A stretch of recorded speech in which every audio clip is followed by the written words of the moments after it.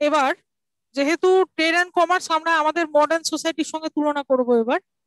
আমাদের আধুনিক ভারতে কি হয়, ট্রেড অ্যান্ড কমার্স হলো, শুধু শুধু তো হবে না। একজন ব্যবসায়ী ব্যবসা করছে, সে তো এমনি এমনি পারবে না, তাকে গভর্নমেন্টকে ট্যাক্স দিতে হবে। ঠিক আছে, এখন আবার সেটার উন্নত সিস্টেম হয়ে গেছে GST, goods and service tax আমরা জানি। সেই জন্য ব্যবসায়িক মহল যখনই তাদের ব্যবসার উন্নতি করতে গেছে, তাদেরকে ট্যাক্সের কবলে পড়তে হয়েছে, সেটা সব যুগেই সত্য। এবার তখন আমরা যখন দেখছি যে ট্রেড ইউনিয়ন তৈরি হয়েছে, শ্রেষ্ঠীন তৈরি হয়েছে, গিল্ড অফ মার্চেন্ট তৈরি হয়েছে, হ্যাঁ, অভ্যন্তরীণ ট্রেডের মধ্যেও বেশ মানে বেশ ট্রেডটা বেশ চালু হয়েছে, তখনই কিন্তু সেখানে ট্যাক্সের প্রসঙ্গ উঠবে। Tax collection was mandatory and it was done by সংগৃথী। ঠিক আছে, শ্রেষ্ঠীন একটা পক্ষ, গিল্ড অফ মার্চেন্টদের বলা হতো শ্রেষ্ঠীন, তাদের কাছ থেকে তাদের পকেট থেকে ট্যাক্স ছিনিয়ে নেওয়ার দায়িত্ব যাদের ছিল, তাদের নাম হচ্ছে সংগৃথী। ঠিক আছে, সংগৃথীদের দায়িত্ব কি ছিল? ট্যাক্স কালেক্ট করা, মানে which is equal to today's income tax officer. ঠিক আছে, যে সব অসাধু ব্যবসায়ীরা ট্যাক্স দেয় না, তাদের দোকানে রেড করে কারা? ইনকাম ট্যাক্স অফিসাররা। তো সেরকম ভাবেই আগের দিনে সেই ট্যাক্স কালেকশনের দায়িত্বে যাদের ছিল, তাদেরকে বলা হতো সংগৃথী। ঠিক আছে, তারপরে Prajapati became the supreme god followed by Vishnu and Shiva. এবার একটু ধর্মকর্মে আসি। ঠিক আছে, আগে কি ছিল? ইম্পর্টেন্ট গড এক নম্বর কে ছিল? ইন্দ্র। দু নম্বর কে ছিল? অগ্নি। তিন নম্বর কে ছিল? বরুণ। ঠিক আছে, তারপরে কি হলো? সেই সব ভগবানরা এখন সাইড হয়ে গেল। তখন লেটার বেদিক এজে কে এলো, তার উপর মানুষের ভক্তিটা ট্রান্সফার হলো, সেটা হচ্ছে বিষ্ণু আর শিব। ঠিক আছে, আর সরি, নাম্বার ওয়ান হচ্ছে প্রজাপতি, নাম্বার ওয়ান প্রজাপতি, নাম্বার টু বিষ্ণু, নাম্বার থ্রি শিব। প্রজাপতিটাকে, ওই যে প্রজাপতি দক্ষ, ঠিক আছে, ওই যে দক্ষ যজ্ঞ হয়েছিল, প্রজাপতি ওই ওনাকেই বোধহয় ইন্ডিকেট করছে। ওই প্রজাপতি এক নম্বর, ঠিক আছে, দু নম্বর বিষ্ণু, তিন নম্বর শিব। এদেরকেই কিন্তু তখন সুপ্রিম গড হিসেবে মানা হতো। তখন কিন্তু ইন্দ্র, অগ্নি, বরুণ এরা ব্যাকফুটে চলে গেছে, এদের অত আর ইম্পর্টেন্স নেই। তখন কিন্তু মূর্তি পুজো চালু হচ্ছে, তখন শিবলিঙ্গ, শিবের মূর্তি, নারায়ণ পুজো, নারায়ণ শিলা। ঠিক আছে, সঙ্গে প্রজাপতি। প্রজাপতি দেবতা এখনকার দিনে অতটা রেলিভেন্ট নয় আজকের মডার্ন ইন্ডিয়াতে, কিন্তু বিষ্ণু আর শিব এখনো থেকে গেছে, আমরা জানি। নারায়ণ শিলা, ওদিকে শিবলিঙ্গ, নারায়ণের মূর্তি, শিবের মূর্তি। ঠিক আছে, সেইগুলো। তার মানে কি? অ্যাপিয়ারেন্স অফ আইডলট্রি, আইডল বা মূর্তি পুজো আবার করে চালু হলো, যেটা কিন্তু আর্লি বেদিক পিরিয়ডে ছিল না। আর্লি বেদিক পিরিয়ডে ন্যাচারাল ফোর্স গুলোকে, প্রাকৃতিক যেই সিম্বল গুলোকে, সেগুলোকে পুজো করা হতো। তারপরে লেটার বেদিক পিরিয়ডে কি হলো? যে মূর্তি পুজো চালু করা হলো, এবং শিব, বিষ্ণু, প্রজাপতি এরাই কিন্তু ফোরফ্রন্টে চলে এলো। এবার র্যাঙ্কিংটা কিন্তু খেয়াল রাখতে হবে, র্যাঙ্কিংটা হচ্ছে এক নম্বর প্রজাপতি, দু নম্বর বিষ্ণু, তিন নম্বর শিব। হ্যাঁ, বিষ্ণু আর শিব থাকবে, প্রজাপতি কিন্তু র্যাঙ্ক ওয়ান আর্লি ঠাকুরদের মধ্যে, এটা একটু গুলিয়ে না যায়। চার নম্বর হচ্ছে division of social class based on religion. ও অবশ্যই, ঠিক আছে, রিলিজিয়ান, কাস্ট, এই ভাগগুলো তো হয়েই ছিল।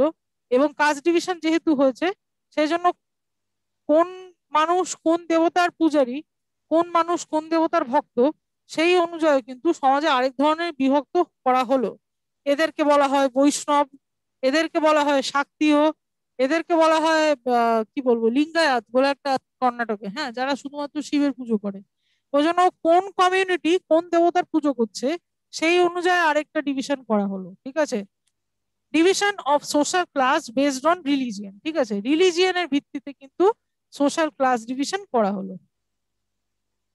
Advent of Sanskrit as language, তখন সংস্কৃতাজ্ঞের ইম্পর্টেন্স খুব বেড়ে গেল। যে সংস্কৃত জানবে সে সবার উপর ছড়ি ঘোরাবে, এরকম একটা ব্যাপার। সংস্কৃত সবাইকে জানতে। আর্লি বেদিক পিরিয়ডে কি ছিল? আর্লি বেদিক পিরিয়ডে কিন্তু সংস্কৃত চাপিয়ে দেওয়া হতো না। আর্লি বেদিক পিরিয়ডের সঙ্গে কম্পেয়ার করে করে এই লেটার বেদিকটা চিন্তা করে কম্পেয়ার করে পড়ুন, তার সুবিধা হবে মনে রাখতে। আর্লি বেদিক পিরিয়ডে কি হতো? সংস্কৃত আপনি জানেন বা না জানেন, আপনার উপর চাপিয়ে দেওয়া হতো না। আপনি যেটা জানেন সেই জিনিসটাকে কিন্তু গুরুত্ব দেওয়া হতো। লেটার বেদিক পিরিয়ডে কি হলো? বলা হলো যে না, ব্রাহ্মণ সবার উপরে, আর যে সংস্কৃত জানে সেই সব জানে, বাকিদের কোনো জায়গা নেই। ঠিক আছে, সেই জন্য সংস্কৃতাজ্ঞ এবং সাধারণ মানুষকেও সংস্কৃত গিলিয়ে দেওয়ার একটা প্রচেষ্টা তৈরি হলো। সংস্কৃত জানতেই হবে, সংস্কৃত না জানলে তাকে অত্যাচারের সম্মুখীন হতে হবে। নানা রকম সোশ্যাল ক্রাইম তাদের উপর করা হতো, মানে আজকের ডেটে যেগুলোকে আমরা সোশ্যাল ক্রাইম বলে জানি। সংস্কৃত জানলে সেই জিনিসগুলো অ্যাভয়েড করা যেত, সংস্কৃত না জানলে সেগুলো তাকে ফেস করা হতো। এবং তার মানে কি, advent of Sanskrit as language, এবং তার ফলে অনেক রকম ক্রাইমও তৈরি হলো সমাজে, কিন্তু সংস্কৃত জানাটা কম্পালসারি তৈরি হয়ে গেল। 4 ashrams were mentioned in জবলা Upanishad. ভীষণ ভীষণ ভীষণ ইম্পর্টেন্ট এমসিকিউ। এই এমসিকিউটা ইভেন আইএস প্রিলিমসেও এসে গেছে, ঠিক আছে? BCS mains, BCS prelims, RRB, SSC CGL সব পরীক্ষাতেই একবার করে এসছে। ভীষণ ইম্পর্টেন্ট এমসিকিউ। এবং আইএস প্রিলিমসেও এসছে। সে কি, এই যে বর্ণ সিস্টেম, 4টে বর্ণ বা 4টে আশ্রম, বর্ণ আশ্রম দুটোই, আশ্রম আলাদা বর্ণ আলাদা, বলছি সেটা কি, কিন্তু 4টে বর্ণ 4টে আশ্রম, আশ্রমটা অন্য জিনিস। এই সবই কিন্তু জবলা উপনিষদ নামক বইটাতে আছে। এটা একদম এই মুহূর্তে দাঁড়িয়ে মুখস্থ করে নিন সবাই, জবলা উপনিষদ নামের বইটাতে কিন্তু এই সব ভাগাভাগির ব্যাপারে বলা আছে। কাস্ট ডিভিশন, এই ডিভিশন, তাই ডিভিশন, যে কোনো ধরনের ডিভিশন যা যা আছে হিন্দু শাস্ত্রে, সব কিন্তু জবলা উপনিষদ নামক বইটাতেই মেনশন করা রয়েছে। এবার আমি বলি যে আশ্রম মানে কি।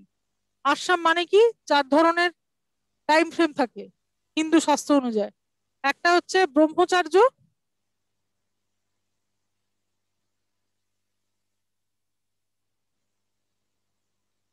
ব্রহ্মচার্য, ঠিক আছে? ব্রহ্মচার্য মানে স্টুডেন্ট লাইফ, 1 থেকে 25 বছর। 1 থেকে 25 বছর স্টুডেন্ট লাইফ, তাদেরকে বলা হতো ব্রহ্মচার্য। তাদেরকে গুরুকুলে পাঠানো হতো বা গুরু গৃহে পাঠানো হতো পড়াশোনা করার জন্য। বাড়িতে থাকা হতো না, বাড়িতে পড়াশোনা ডিস্টার্ব হয়। সেটা আমাদের এখনো হয়, যার জন্য অনেকে আমরা হস্টেলে গিয়ে বা বাইরে গিয়ে পড়ি। সেটা অনেক বেটার, বাড়িতে থেকে পড়াশোনা করা যায় না বাড়ির সাংসারিক পরিবেশে, আমরা জানি সবাই। সেই জন্য আগেকার দিন থেকেই তার চালু চালু আছে যে বাড়ির ছেলেদেরকে, তখন তো ফিমেলরা এডুকেশন করতে পারতো না, মহিলাদেরকে পড়াশোনা করানো হতো না, ওটা বাদ দিয়ে যারা বাড়ির ছেলেদেরকে, পুরুষ বা মানে যারা বালক, তাদেরকে ব্রহ্মচার্যে বা গুরুগৃহে পাঠিয়ে দেওয়া হতো পড়াশোনা শেখার জন্য। এই বয়সটা কত, 1 থেকে 25, বা ওই আর কি 2 থেকে 25, ঠিক আছে? ব্রহ্মচার্যে পাঠিয়ে দেওয়া হতো, গুরুকে পড়াশোনা শেখো, ঠিক আছে? 2 নম্বর হচ্ছে গৃহস্থ বা ফ্যামিলি লাইফ। পড়াশোনা হয়ে গেছে, গৃহস্থ, গৃহস্থ ধ্যাত্তেরি, লেখা লেখা যাচ্ছে না পেনটা দিয়ে, হ্যাঁ, গৃহস্থ, গৃহস্থ বা 25 থেকে হ্যাঁ হ্যাঁ হ্যাঁ, 25 থেকে 50 গৃহস্থ, ঠিক আছে? এটা হচ্ছে ফ্যামিলি লাইফ, পড়াশোনার পরের স্টেজ, যে ফ্যামিলি এস্টাবলিশ করতে হবে সেইটা। তারপরে হচ্ছে বানপ্রস্থ।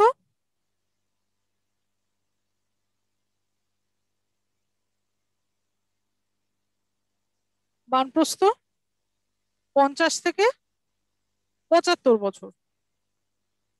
বানপ্রস্থে কি করা হতো, সাংসারিক জটিলতা থেকে, সাংসারিক ইনভলভমেন্ট থেকে নিজেকে একটু সরিয়ে নেওয়া হতো, একটু অন্য দিকে কনসেন্ট্রেট করা হতো। সংসার থাকলে যেগুলো করতে হয় সেগুলো থেকে তারা আস্তে আস্তে রিটায়ারমেন্ট নিয়ে নিত, মানে কাইন্ড অফ রিটায়ারমেন্ট ফেজ।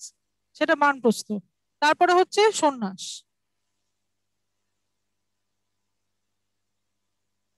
সন্ন্যাস মানে, সন্ন্যাস কতদূর, 75 থেকে 100। মানে তখন ধরা হতো মানুষের আয়ু অনেক বেশি, 100-র বেশি তো নয়, মোটামুটি 100 বছর অব্দি একটা প্ল্যান করা হয়েছিল। 75 থেকে 100 কি সন্ন্যাস নিয়ে নিত। সন্ন্যাস মানে তারা তাদের আপনজনদের সঙ্গে কোনো কন্ট্যাক্টই রাখতো না, তাদের ছেলে মেয়ে পরিবার যারা, তাদের সঙ্গে কোনো কন্ট্যাক্ট রাখতো না, জাস্ট বাড়ি থেকে তারা অন্য জায়গায় চলে যেত, জঙ্গলে গিয়ে থাকতো, ঋষিমুনির লাইফস্টাইল লিড করতো, সেটাকেই বলা হয় সন্ন্যাস। এবার এই 4টে স্টেজকেই বলা হয় আশ্রম, ঠিক আছে? এই 4টে স্টেজকে আশ্রম বলা হতো, আশ্রম সিস্টেম, ঠিক আছে? এই 4টে স্টেজকে বলা হতো আশ্রম সিস্টেম। এই আশ্রম সিস্টেম, এই যে 4 আশ্রমাস লেখা আছে, এই যে 4 ধরনের আশ্রমাস ওয়ার মেনশন ইন জবলা উপনিষদ। জবলা উপনিষদে 4টে আশ্রমের কথা মেনশন করা, আবার 4টে ভাগের কথা মেনশন করা, মানে ব্রাহ্মণ, ক্ষত্রিয়, বৈশ্য, শুদ্ধ, এর মেনশনও জবলা উপনিষদে আছে। আবার ব্রহ্মচার্য, গৃহস্থ, বানপ্রস্থ, সন্ন্যাসের মেনশনও জবলা উপনিষদেই আছে, ঠিক আছে? জবলা উপনিষদে এই দুটো জিনিসই রয়েছে। এটা ভীষণ ইম্পর্টেন্ট এমসিকিউ, সবাই মনে রাখবেন। তারপরে হচ্ছে doctrine of Trimurti were mentioned in Maitreyi Upanishad, ঠিক আছে? মৈত্রেয়ী উপনিষদ বলে একটা উপনিষদ ছিল, সেখানে ত্রিমূর্তির কথা মেনশন করা হতো। ত্রিমূর্তি, ত্রিমূর্তি, ত্রিমূর্তি মানে ব্রহ্মা, বিষ্ণু, শিব, ব্রহ্মা, বিষ্ণু, মহেশ।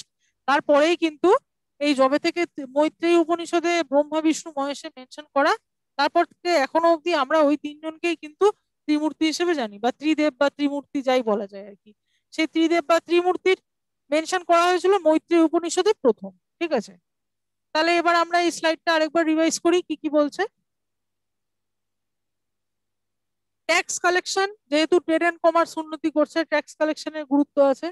ট্যাক্স কালেকশন যে করতো তার হচ্ছে সংগৃহী, equal to today's income tax officer. তারপরে হচ্ছে প্রজাপতি, বিষ্ণু শিব, তিন ধরনের ভগবান দেখা গেল, প্রজাপতি বিষ্ণু শিব তারাই চলে এলো। ইন্দ্র অগ্নি বরুণ এরা রিটায়ার করে গেছে ততদিনে।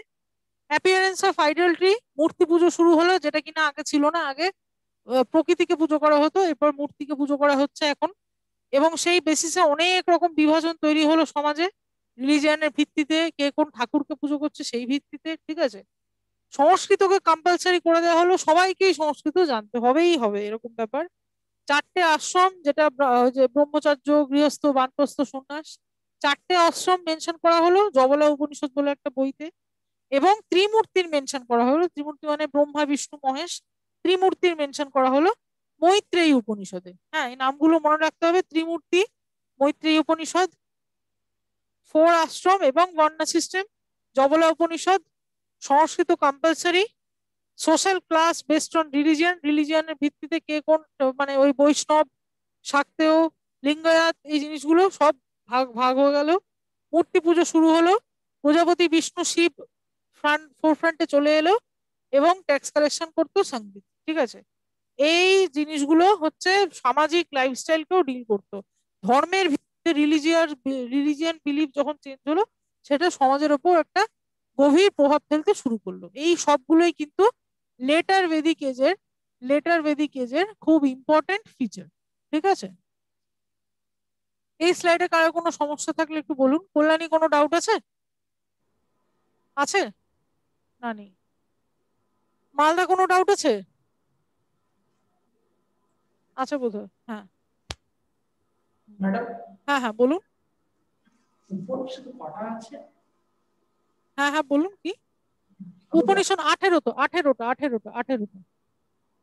আগের ক্লাসে বলেছিলাম, আগের নোটসে পেয়ে যাবেন, আগের যে স্লাইডটা আগের ক্লাসে ওটাতে আছে। আর কারো কোনো ডাউট আছে? পূর্ত হবন, কোনো ডাউট আছে? না। आसनसोल, कोनो डाउट আছে? Should I change the medium? Bengali में समझना प्रॉब्लम हो रहा है तो I can mix English with that, please suggest Asansol and Siliguri. ঠিক আছে, ঠিক আছে, আমরা নেক্সট স্লাইডে যাচ্ছি তাহলে।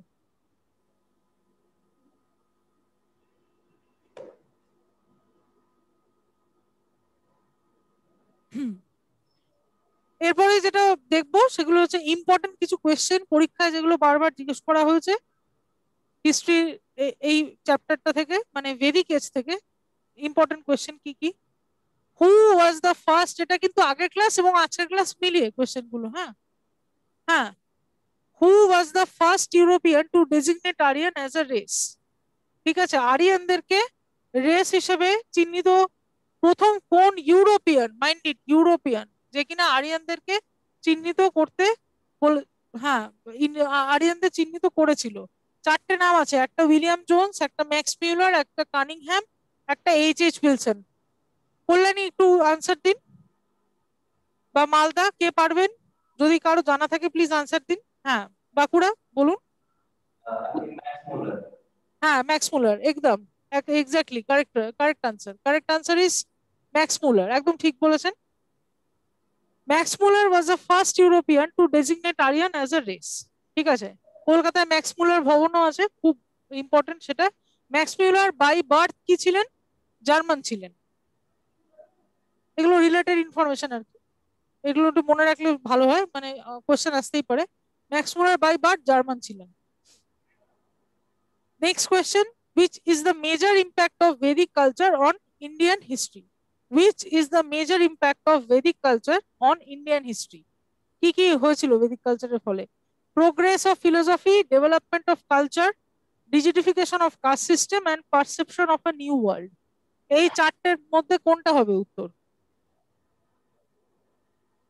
which is a major impact of Vedic culture? Vedic culture আসার ফলে এই চারটে জিনিসের মধ্যে কোনটা হয়েছিল, কে বলতে পারবেন?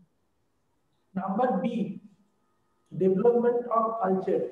হ্যাঁ হ্যাঁ হ্যাঁ, development of culture, correct answer.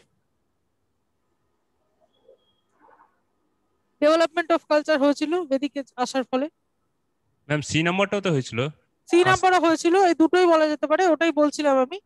More specific এখানে ডেভেলপমেন্ট অফ কালচার আর রিজিডিফিকেশন অফ কাস্ট সিস্টেমের মধ্যে মোর স্পেসিফিক এখানে কাস্ট সিস্টেম। কেন না, কালচার ডেভেলপ তো হচ্ছিল, কি মানে মানে ব্যাপার, ডেভেলপমেন্ট অফ কালচারটা একটু জেনারেলাইজেশন হয়ে যাচ্ছে। মানে জৈনিজম বুদ্ধিজমও কালচার ডেভেলপ হয়েছিল। আর্ট অ্যান্ড কালচার দেখবেন, আইএস এর প্রিপারেশন যারা করছেন তারা দেখবেন আর্ট অ্যান্ড কালচারের প্রত্যেকটা পোর্শন থেকেই বেশ ভারী ভারী জিনিসপত্র রয়েছে। তো কালচার ডেভেলপমেন্ট ছিল, এটা নো ডাউট, এবং ফার্স্ট কালচার ডেভেলপমেন্ট বেদিক এজেই হয়েছিল। কিন্তু এই ধরনের কোয়েশ্চেনে যখন আমরা সেটাকে এমসিকিউ হিসেবে সলভ করব, দেখবেন দুটো অ্যালাইক অপশন থাকবে, সেক্ষেত্রে মোর অ্যাপ্রোপ্রিয়েট যেটা সেটা চুজ করে নিতে হবে। এই ক্ষেত্রে মোর অ্যাপ্রোপ্রিয়েট হচ্ছে রিজিডিফিকেশন অফ কাস্ট সিস্টেম। কেন না, কালচার ডেভেলপমেন্ট অন্যান্য জায়গায় হলেও কাস্ট সিস্টেম জিনিসটা, যেটা আজকে সমাজেও এত বেশি রেলিভেন্ট, এত বেশি প্রাসঙ্গিক, কাস্ট সিস্টেমের প্রবর্তক কিন্তু বেদিক এজ। ঠিক আছে, কাস্ট সিস্টেম প্রথম কিন্তু বেদিক এজে এসেছিল, সেই জন্য রিজিডিফিকেশন অফ কাস্ট সিস্টেমটা মোর অ্যাপ্রোপ্রিয়েট। কিন্তু কিন্তু ডেভেলপমেন্ট অফ কালচারটাও এখানে কিন্তু গুরুত্বপূর্ণ। এবার যদি এই অপশনটা না থাকতো, অনেক সময় অপশন চেঞ্জ করে দেয়, যদি রিজিডিফিকেশন অফ কাস্ট সিস্টেম অপশনটা না থাকতো, তাহলে কিন্তু উত্তর হতো ডেভেলপমেন্ট অফ কালচার। এই পারসেপশন অফ নিউ ওয়ার্ল্ড, এটা একদমই ভেগ, এটা false option. Progress of philosophy, এটা খানিকটা বলা যায়, কিন্তু এই তিনটের মধ্যে কিন্তু ডেভেলপমেন্ট অফ কালচারটাই মোস্ট অ্যাপ্রোপ্রিয়েট। কিন্তু যেখানে কাস্ট সিস্টেমের কথা বলছে এই শব্দটা কাস্ট সিস্টেম, সেখানে বেদিক আর কাস্ট সিস্টেম তো পাশাপাশি যায়। ঠিক আছে, বৈদিক যুগে কাস্ট সিস্টেম হয়েছিল, সেই জন্য রিজিডিফিকেশন অফ কাস্ট সিস্টেমটা হচ্ছে মোস্ট ইম্পর্টেন্ট। ঠিক আছে, নেক্সট। হ্যাঁ হ্যাঁ হ্যাঁ হ্যাঁ বলুন। সত্যমেব জয়তে আছে। হ্যাঁ বলুন। 3 নম্বর প্রশ্ন, the word Satyameva Jayate mentioned in Mundaka Upanishad. হ্যাঁ হ্যাঁ কোয়েশ্চেন, হ্যাঁ হ্যাঁ নেক্সট কোয়েশ্চেন, হ্যাঁ আসছি। নেক্সট কোয়েশ্চেনটা কি দেখতে পাচ্ছেন না আপনি স্ক্রিনে? দেখতে পাচ্ছি। হ্যাঁ হ্যাঁ হ্যাঁ হ্যাঁ মুন্ডক। হ্যাঁ আনসার, ও আপনি আনসারটা বললেন আগে থেকে, হ্যাঁ হ্যাঁ ঠিক আছে, হ্যাঁ হ্যাঁ এক্স্যাক্টলি তাই। নেক্সট কোয়েশ্চেন যেটা, ওয়ার্ড সত্যমেব জয়তে কোন উপনিষদে মেনশন করা? মুন্ডক উপনিষদে, হ্যাঁ এক্স্যাক্টলি রাইট। এবং সত্যমেব জয়তে নিয়ে আরেকটা রিলেটেড ইনফরমেশন, সেটা হচ্ছে আমাদের যেটা ন্যাশনাল এমব্লেম, চারটে লায়ন থাকে ন্যাশনাল এমব্লেমে, কটা লায়ন থাকে, এটা দিয়ে অনেক কোয়েশ্চেন এসছে। এই যে ওই যে ন্যাশনাল এমব্লেম যেটা দেখা যায়, ওই যে অশোক স্তম্ভ, ওটার কিন্তু চারখানা লায়ন থাকে, তিনটে সিংহর মুখ আমরা সামনে দেখতে পাই, কিন্তু পেছনে আরেকটা সিংহ থাকে। ঠিক আছে, সেই স্তম্ভর নিচেই লেখা থাকে সত্যমেব জয়তে, এবং স্তম্ভের উপরে চারখানা সিংহ থাকে। একজন সিংহ ফ্রন্ট ফেস, একজন এরম সাইড ফেস, একজন এরম সাইড ফেস, আরেকজন পেছনে থাকে, পেছনের জনকে দেখা যায় না। কিন্তু ডাব্লিউবিসিএস এ অনেকবার কোশ্চেন করা হয়েছে, পেপার 4-এ, সায়েন্স এন্ড টেকনোলজি পেপারে, যে ওই স্তম্ভটার মধ্যে কটা সিংহ থাকে, কটা সিংহ থাকলে উত্তর কিন্তু অনেকেই তিনটে করবে, যেহেতু তিনটে দেখা যাচ্ছে, কিন্তু তিনটে না, পেছনে আরেকজন লায়ন থাকে। ঠিক আছে, তো এই সত্যমেব জয়তে ওয়ার্ডটা দেখে আমার ওই কোশ্চেনটা কি মনে হলো, তাই আলোচনা করলাম। নেক্সট।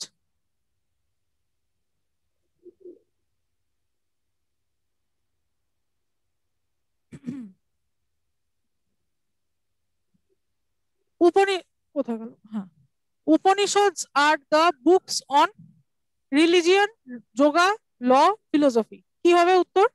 ফিলোসফি। ফিলোসফি, হ্যাঁ কারেক্ট। এখানে কিন্তু অনেকে রিলিজিয়ন করবে, রিলিজিয়ন ভুল, রিলিজিয়ন হবে না, ফিলোসফি হবে। মানে এখানে কোনো ডাউটই নেই, উপনিষদ মানেই philosophy. Next, the literal meaning of the word Aryan means. আরিয়ানের চারটে, আরিয়ান কথাটার মানে কি? এটা কি সুপিরিয়র। হবে? ম্যাম সুপিরিয়র, হ্যাঁ সুপিরিয়র। হ্যাঁ সুপিরিয়র, কারেক্ট। নাম্বার 6, হু কম্পোজড গায়ত্রী মন্ত্র? গায়ত্রী মন্ত্র কে কম্পোজ করেছিল? চারটে অপশন, কি হবে উত্তর? বিশ্বমিত্র। হ্যাঁ বিশ্বামিত্র। হ্যাঁ হ্যাঁ আসানসোল কিছু বলছেন, শোনা যাচ্ছে না।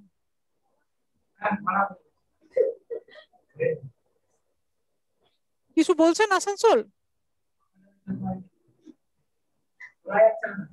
শোনা। ও, শুনতে পাচ্ছে না? বলতে পারছি। কি হয়েছে একটু দেখুন না, কি বলছে।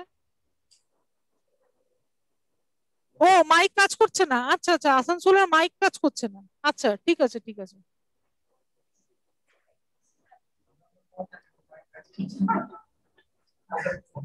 স্যার মাইকে কাজ করছে না, একদম বলতে বলতে পারছি। হ্যাঁ হ্যাঁ, আচ্ছা।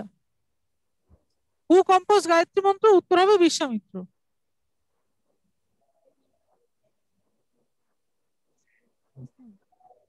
নেক্সট হচ্ছে, the word Aryan means of good family, cultivator, pastoral society, brahmachari. বোঝাই যাচ্ছে উত্তরটা কি?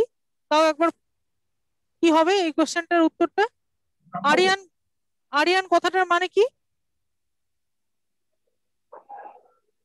জানা থাকলে একটু বলুন।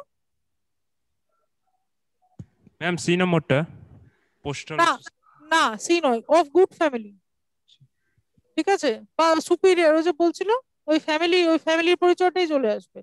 আরিয়ান কথাটার মানে, ঠিক আছে, আরিয়ান শব্দটার মানে, আর্য শব্দটার মানে হচ্ছে যারা ভালো পরিবার থেকে আসে তাদেরকে, অফ গুড ফ্যামিলি, ঠিক আছে। মানে ওই আর কি, কাস্ট সিস্টেম ছোঁয়া পাওয়া যাচ্ছে, এটাই বলা হতো আর কি। আর্য অনার্য, সে একটা ডিবেট ছিল, আর্য অনার্য। অনার্য মানে যারা আর কি, ওই ওই আর কি, ওই ডিবেটটাই ছিল। আর আর্য মানে যারা সুপিরিয়র ফ্যামিলি থেকে বা গুড ফ্যামিলি থেকে আসছে।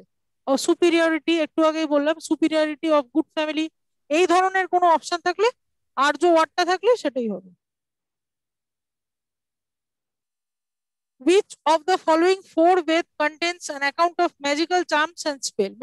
Magical charms কোথায় আছে? অপূর্ববেদ। হ্যাঁ, অথর্ববেদ, হ্যাঁ।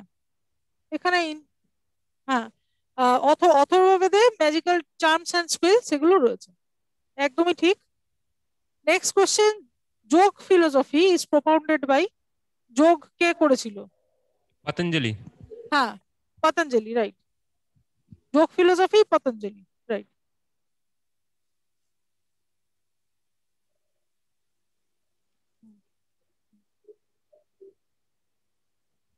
আচ্ছা, এরপরে কল্যাণী বা পূর্তহব একটু আনসার দিন। আসানসোলের মাইক খারাপ বুঝতে পারছি, বাকিরাও আনসার দিয়েছেন, এবং কল্যাণী আর পূর্তহবনের থেকে আনসারটা চাইছি। The religion of early Vedic Aryan was primarily, early Vedic Aryan, early Vedic, হ্যাঁ, আর্লি ভেদিক আর লেটার ভেদিক, অনেক তো কথা হলো আমাদের। আর্লি ভেদিক আরিয়ানদের রিলিজিয়ন কি ছিল?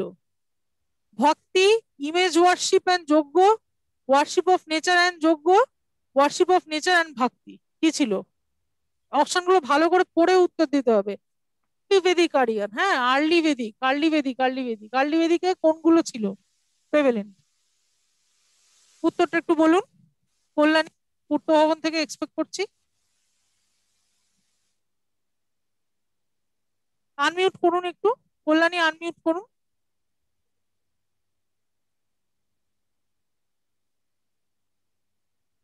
হ্যালো। হ্যাঁ, শোনা যাচ্ছে কল্যাণী, শোনা যাচ্ছে, উত্তরটা একটু বলুন। আর্লিতে ম্যাম ইয়ে নেচার অ্যান্ড ভক্তি। হ্যাঁ, রাইট, এক্স্যাক্টলি রাইট। কেন? একদম এলিমিনেশন প্রসেস যেতে হবে। হ্যাঁ হ্যাঁ, বলুন। হয়েছে। হ্যাঁ হ্যাঁ হ্যাঁ, কি কি হয়েছে? হ্যাঁ, শুনতে পাচ্ছি না, বলুন। মানে আর্লি বেদিক সময়ে তো যোগ্য হতো না, ওটা তো পরে হয়েছে, তাই হ্যাঁ বলি। হ্যাঁ হ্যাঁ হ্যাঁ, ডি এক্স্যাক্টলি। হবে। হ্যাঁ হ্যাঁ, এক্স্যাক্টলি এক্স্যাক্টলি। নেচারের সাথে যোগ্য একটা আছে, নেচার তো আর্লি বেদিক পিরিয়ডে থাকবেই, এছাড়া নেচারের সাথে যোগ্য আছে, যোগ্য তখন হতো না, সুতরাং ভক্তি, ঠিক আছে। তো অপশন ডি হচ্ছে কারেক্ট আনসার এখানে। Religion of early Vedic Aryan was primarily of worship of nature and bhakti. Thank you Kalyani.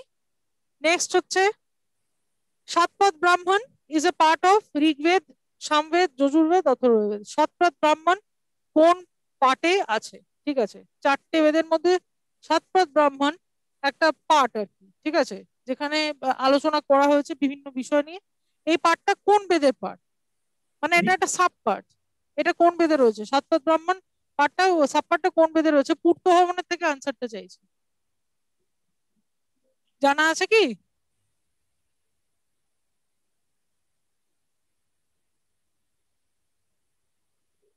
Unmute করুন পূর্ত ভবন, আনসার জানা থাকলে আনসারটা দিন। ম্যাম ডি হ্যাঁ মালদা, অথর্ববেদ। না ঋগ্বেদ, আনসার হচ্ছে ঋগ্বেদ।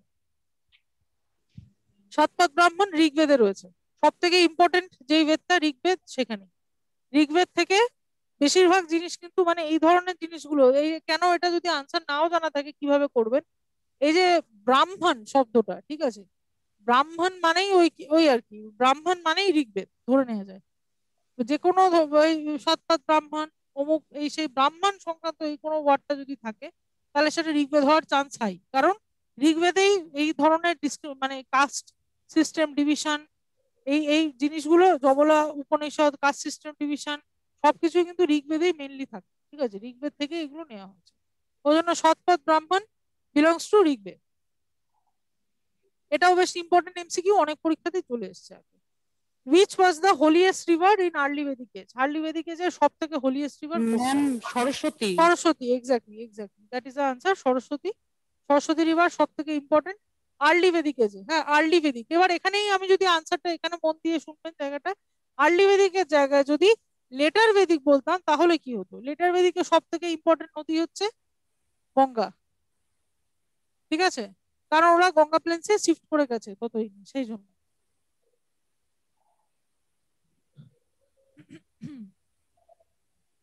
নেক্সট স্লাইডে যাচ্ছি।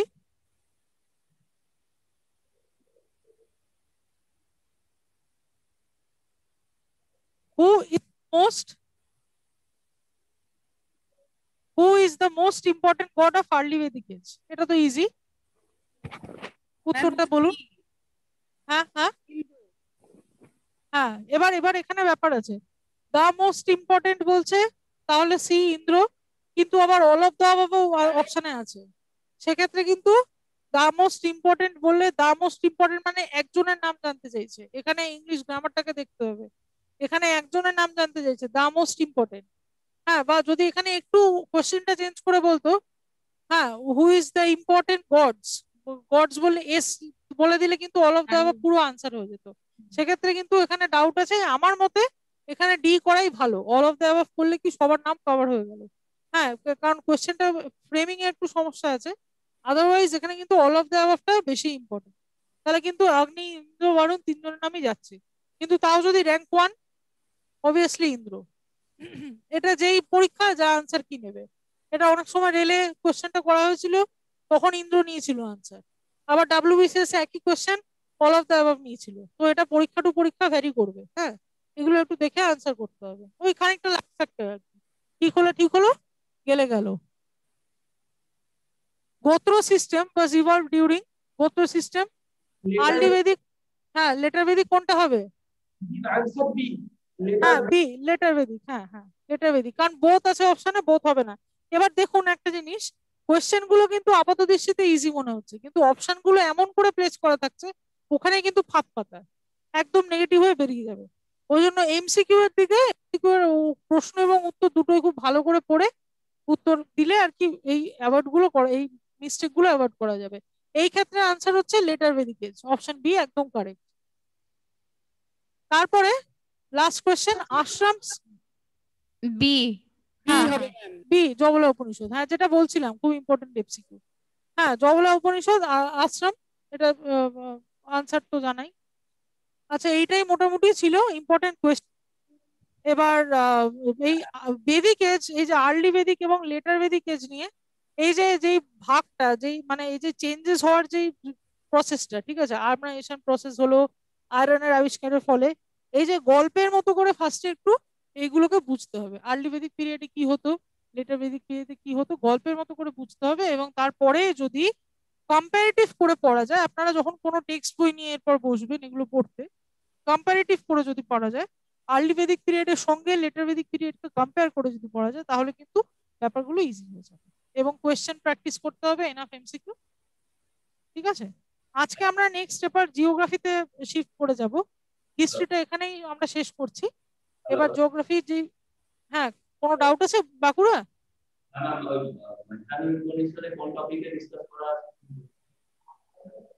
হ্যাঁ কি কি কি বলছেন? মাইত্রানি উপনিষদ যেটা আছে ওটা কোন টপিকের উপর ডিসকাস করা আছে?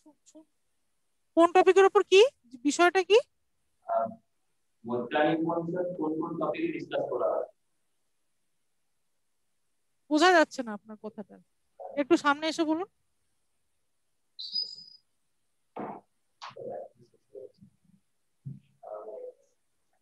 বলছি ম্যাম মৈত্রাণী উপনিষদ যেটা আছে ওটা কি পলিসি কি পলিসি? মৈত্রাণী উপনিষদ যেটা আছে মুদ্রক উপনিষদ, আচ্ছা হ্যাঁ হ্যাঁ। ওটা কোন কোন টপিক ডিসকাস করা আছে? মুদ্রক উপনিষদে কোন কোন টপিক ডিসকাস করা? আচ্ছা, মুদ্রক উপনিষদে মেনলি ওই সত্যমেব জয়তে টার্মটা ইম্পর্টেন্ট এই ক্ষেত্রে। এবার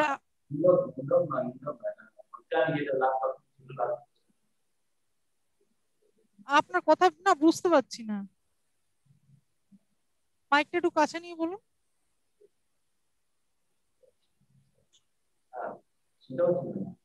হ্যাঁ হ্যাঁ যেটা লাস্ট অপশন ছিল মৈত্রাণী যে উপনিষদ হ্যাঁ, মুদ্রক উপনিষদ। হ্যাঁ মুন্ডক নয় মৈত্রাণী, যেটা শেষ লাস্ট কোশ্চেন যেটা ছিল না যেটা জবলা উপনিষদ আশ্রম। জবলার পরে যেটা ছিল মৈত্রাণী উপনিষদ। ও লাস্ট কোয়েশ্চেনটা একটু জান। ও মৈত্রাণী উপনিষদ, হ্যাঁ এটা তো হ্যাঁ মৈত্রাণী উপনিষদ, হ্যাঁ হ্যাঁ হ্যাঁ হ্যাঁ। কোন টপিক ডিসকাস করা আছে?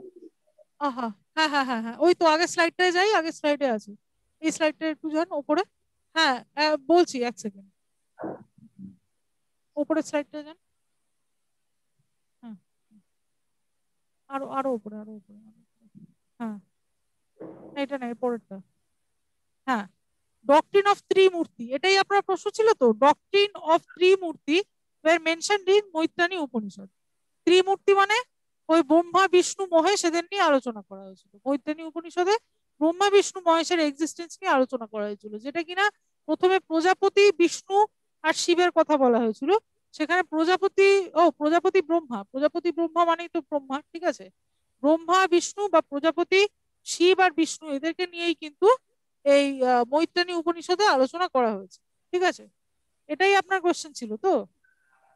হ্যাঁ হ্যাঁ ঠিক আছে, এটা শোনা যাচ্ছিল না আসলে, মাইকটা সমস্যা হচ্ছিল।